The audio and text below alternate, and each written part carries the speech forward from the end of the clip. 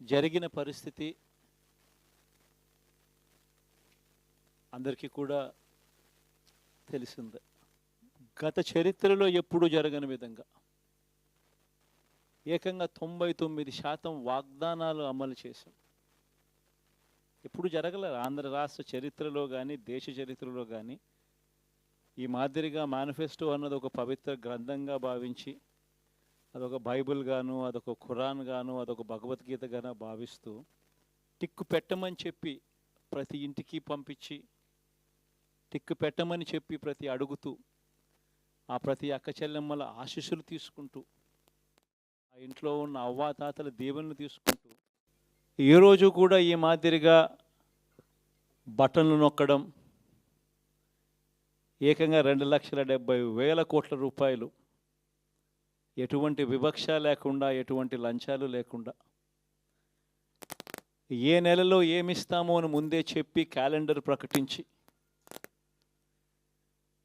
ఆ నెలలో అది తప్పకుండా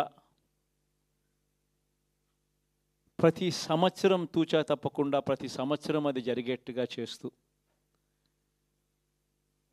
ఏకంగా 2,70,000 కోట్ల రూపాయల వివిధ పథకాల ద్వారా మాట తప్పకుండా జరగడం కూడా గతంలో ఎప్పుడూ కూడా చూడలేదు, జరగలేదు.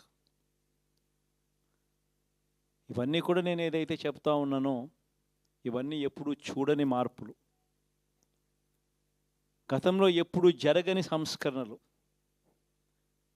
విద్యారంగంలో అయితేనేమి, వైద్య రంగంలో అయితేనేమి, వ్యవసాయ రంగంలో అయితేనేమి, సామాజిక న్యాయం అంశంలో అయితేనేమి, మహిళా సాధికారత అంశంలో అయితేనేమి, గవర్నెన్స్ విషయంలో అయితేనేమి ఎప్పుడు జరగని చూడని సంస్కరణలను కూడా తీసుకొచ్చు. ఇవన్నీ నేను ఏదైతే చెప్తా ఉన్నానో ఇవన్నీ మనం చేసి చూపించి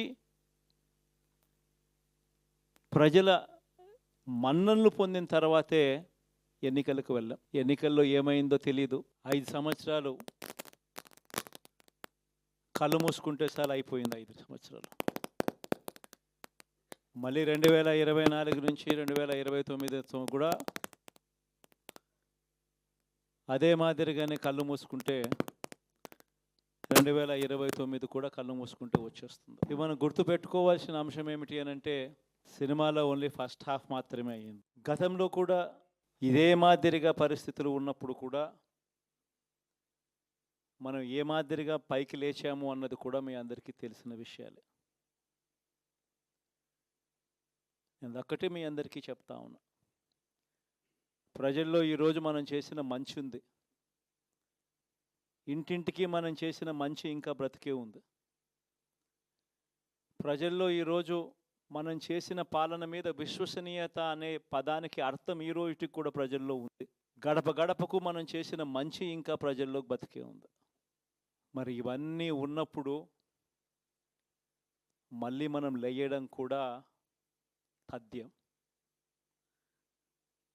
కాకపోతే కొంచెం టైం పడుతుంది, ఆ టైం ఇవ్వాలి.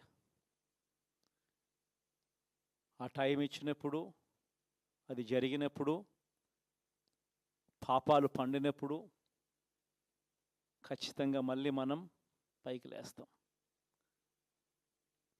ఈ విషయం ప్రతి ఒక్కరం కూడా గుర్తుపెట్టుకోవాలి. ఎందుకు ఈ మాట కూడా చెప్తా ఉన్నానంటే రాజకీయాలలో అన్నిటికన్నా ముఖ్యమైన అంశం క్యారెక్టర్, విలువలు, విశ్వసనీయత. ఈ పదాలకు అర్థం తెలిసి ఉండడం రాజకీయాలలో చాలా అవసరం. రాజకీయం అంటే ఎల్లవేళలా అధికారమే కాదు.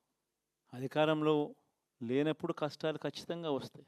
కానీ ఖచ్చితంగా కష్టాలు వచ్చినప్పుడు మనం ఖచ్చితంగా ఏ రకంగా రియాక్ట్ అవుతామన్నది మన చేతుల్లో ఉంది.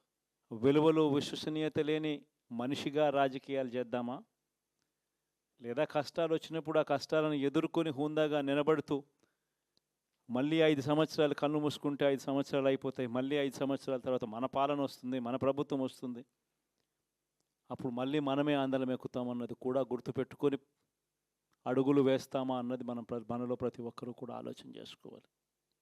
ఇదే మన ప్రభుత్వం అధికారంలో ఉన్నప్పుడు కులం చూడలేదు, మతం చూడలేదు, ప్రాంతం చూడలేదు, రాజకీయాలు చూడలేదు.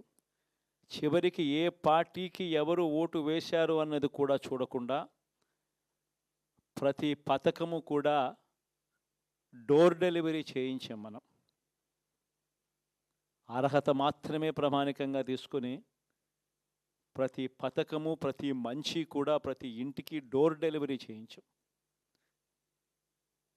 అలా ప్రతి మంచి, ప్రతి పథకము డోర్ డెలివరీ చేసిన ప్రభుత్వం మనదైతే, పాలన మందైతే, ఈరోజు కేవలం వాళ్ళ పార్టీకి ఓటు వేయలేదు అని మాత్రమే, ఓటుకు వేయకపోవడమే పాపం అన్నట్టుగా ఈరోజు రావణ కాష్టం సృష్టిస్తూ ఉన్నారు, విధ్వంసం చేస్తూ ఉన్నారు, ఆస్తులు నష్టం చేస్తున్నారు, కొడతా ఉన్నారు, అవమానిస్తూ ఉన్నారు. ఇవన్నీ శిశుపాలుని పాపాల్లో భాగాలుగా ఇవన్నీ అప్పుడే పాపాలు మొదలయ్యాయి.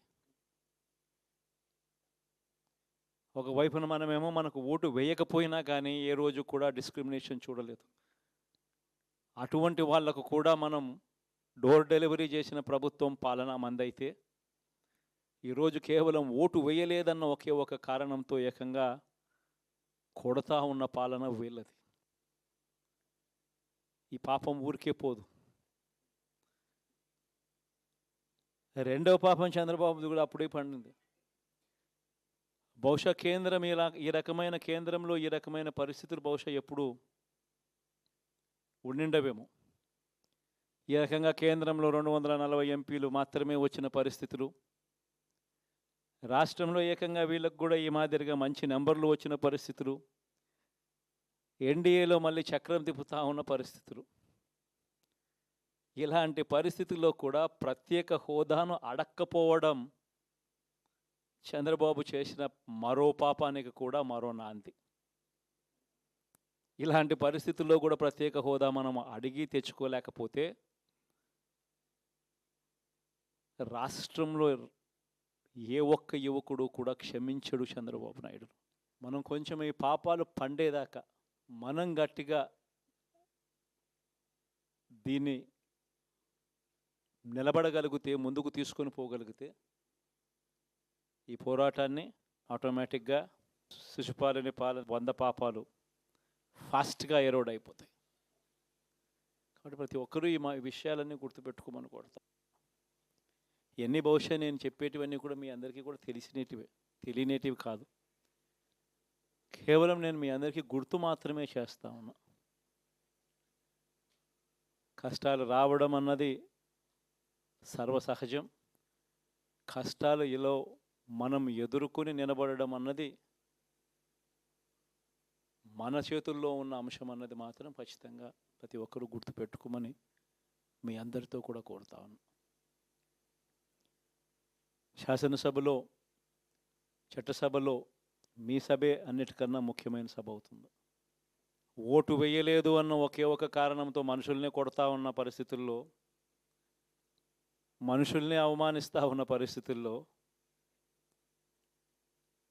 మనుషుల్నే బలవంతంగా ఆస్తి నష్టం చేస్తూ ఉన్న పరిస్థితుల్లో